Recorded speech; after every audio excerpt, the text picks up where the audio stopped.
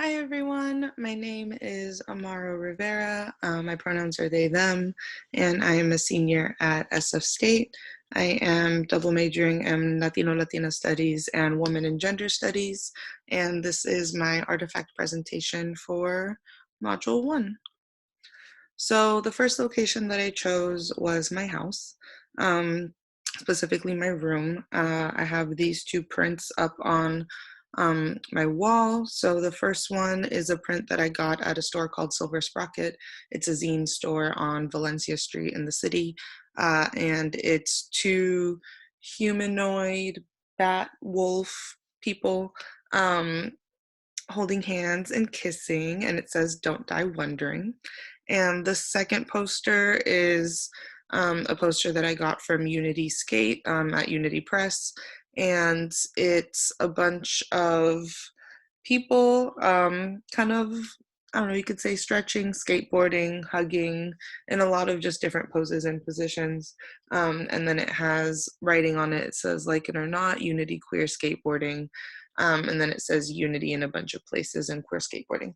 So um, for both of these, number one, I chose them as evidence of material culture and symbolic culture. Material culture, they're pieces of art that people handmade and drew. They are something that I chose to have up on my wall. It's an expression of myself, and then bleeding into symbolic culture. Both of these, I think, are an expression of a different type of love, or our, what our society is expressing about different types of love. With the "Don't Die Wondering" poster, you can see the actually for both of these are not in non-traditional bodies, and they're also not traditionally gendered. So for the "Don't Die Wondering," we have these wolf bat people. And if you're getting really specific into it, the one who you would, if you have to label them in the binary as a boy and a girl, the one who looks like is a boy, they're actually wearing smaller like undies, and the one who's, I guess, coded as a girl um is wearing like or just wearing like boxer shorts or boy shorts. And it doesn't seem super significant, but as someone who is trans, what clothes you put on or how you choose to express yourself, even in the most intimate of clothing, is really, really important. And sometimes it's really emotionally and labor intensive, and you just think about it for a really long time. It can influence the whole mood of your day. But yeah, how these wolf bat people are expressing themselves gender wise to the point where you kind of have to figure it out is, I guess, the point. And the same thing with the Unity Skate poster. These bodies are really exaggerated, and there's a lot of butts in them.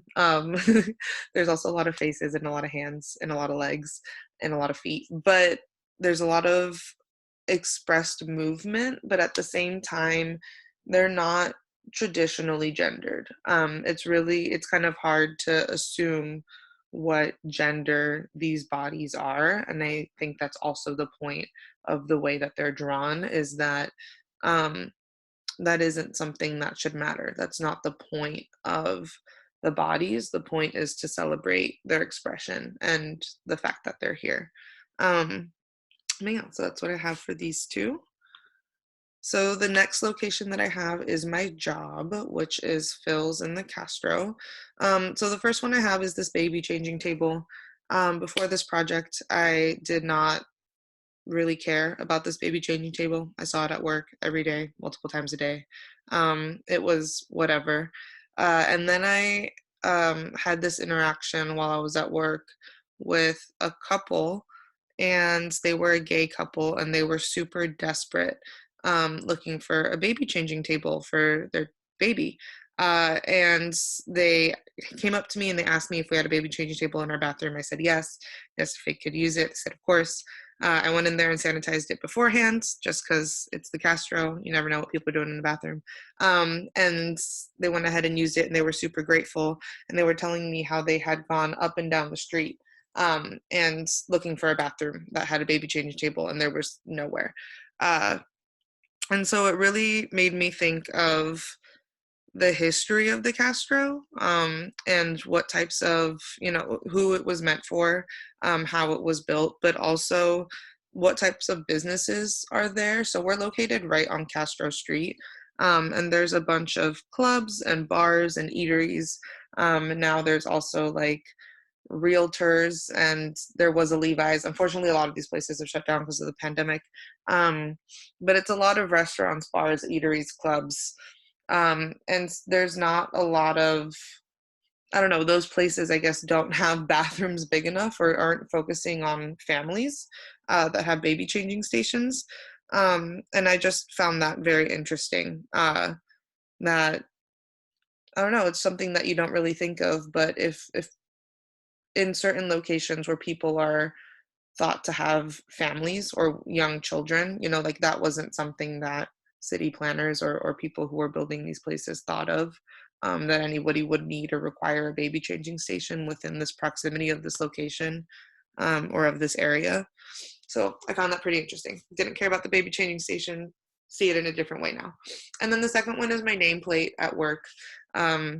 So we have different nameplates, and this is something that I just have always observed, but with this project have also been specifically observing.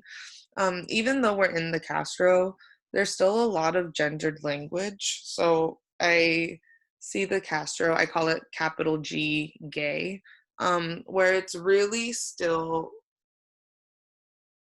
catered, built around the identity around it is, um, centering gay men, specifically white cis gay men, but gay men specifically, and the stereotypical mainstream gay man experience.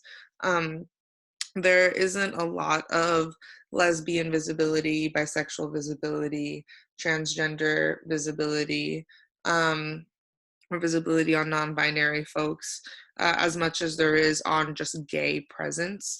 And as a result of that, I think there is still a really big usage of gendered language.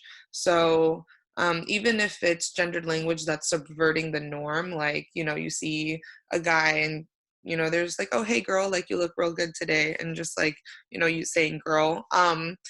Even if you're subverting the norm in that way, it's still all very binary. It's still very gendered. Um, and people often don't even think about pronouns. They take you at face value, and uh, still use, she, her pronouns for people who, although might phenotypically seem like they're women, are actively trying to, um, be gender fluid in their gender expression, but you're still boxed into whatever people think of you. And so we have nameplates and they have our pronouns on them. And so I have my pronouns in English and I also have my pronouns in Spanish. Also, a note that my pronouns in Spanish are, what the equivalent of she, her pronouns in English, but also something that made this project made me think about is I don't really identify the way I do in a Spanish speaking context versus an English speaking context. It's very weird, but the way I was brought up, specifically speaking Spanish, the way I was brought up in, my parents' homelands, is a very specific experience where the culture and the way that I have been gendered slash self-identify have kind of merged together, where I don't feel comfortable expressing myself the same way I do in English speak, or like English speaking contexts or Western contexts, where, um, I'm a lot more fluid. I am a lot more masculine and really kind of just not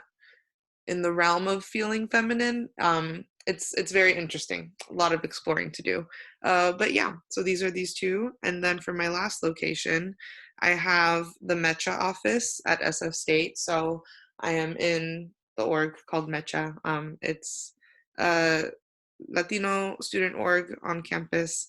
Um, and this is in the Cesar Chavez office, or the Cesar Chavez building, on the third floor. And in our office, we have these two posters. So the first poster is of the Compton's cafeteria riot in 1966 in the Tenderloin. Compton's was a cafeteria, or like a diner type of cafeteria in the Tenderloin, that was often frequented by a lot of um, transgender women, trans sex workers as well, specifically trans women of color, a lot of non binary folks, gender non conforming folks, um, lesbians, gays, who were in this area and frequented this eatery and were constantly getting harassed by police. Back then, there were also, gender-based laws of the way that you had to present. So there were actually laws on how many articles of clothing you had to have on you in order to establish that you were, a woman. And if you were, assigned female at birth, you had to identify as a woman. If you were assigned male at birth, you had to identify as a man, and you needed to have a certain amount of articles of clothing on, in order to make sure that to other people you presented as such. And if you didn't, the police had cause to search you and arrest you, and to harass you. So there was a riot that happened at this place. I believe a group of women were having coffee, and police came over to them inside of the eatery and started harassing them. And one of the women got fed up and threw a cup of coffee in the police officer's face. And from there, this riot started. But I believe it's the first LGBT/queer and trans related riot within the history of the United States, if I'm not mistaken. I think Stonewall was 1969. But yeah, and then the second poster we have here is a poster from a creator on Instagram called Nalgona Positivity Pride. And for those of you who don't speak Spanish, Nalgona is a term used to identify somebody with a big butt. But so Nalgona Positivity Pride, it says you are in a body positive space. Please refrain from the following: diet and weight talk, body policing, food shaming, health concern, trolling, gender policing, ableism, and racist beauty standards. And so some things that came to mind with both of these posters is capital P and lowercase p politics, and how in both of these, one is could be argued as an expression of one, and one could be argued as an expression of another. So for the Compton's cafeteria riot, there were active laws in place, um, discriminating against queer and trans people, gender nonconforming people who were expressing themselves outside of the norm. It was illegal to express yourself in this way publicly. It was illegal, or it was legal to discriminate against people, to call the police on people, to harm people, to fire people from their jobs or kick people out of housing. So there were a lot of capital P, I guess you say, politics at play in regards to this riot, as well as lowercase p politics. But really, the other poster is also a very good example of lowercase p politics, in that there's nothing actually like law-based or political happening with this poster, but it is talking about the politics of the body, the politics of diets and the diet industry, of uh, health concern trolling, like, and what is health, going in the politics of who are the research studies around health done on, like, are we studying only white cis hetero bodies that are, you know fully able, or are we also keeping a variety of making sure that we do research on other populations as well? um, politics on gender policing, politics on ableism, talking about what is a disability, and what is ableist behavior, racist beauty standards, and it's politics of self-policing and then what the expectations of others as well. Make sure that you don't engage in this talk, but also it is up there to make sure that people in this space, know. Um, that this is not something that is welcome here because we're trying to create and curate a type of environment, um, having to do with perceptions of health, having to do with safety as an action, making sure that we're taking care of each other. Um, but yeah, all of those things that reminded me of course. But yeah, so this was my video. I'm sorry it was kind of long, but thank you so much for sticking through to the end. And yeah, have a good night, y'all.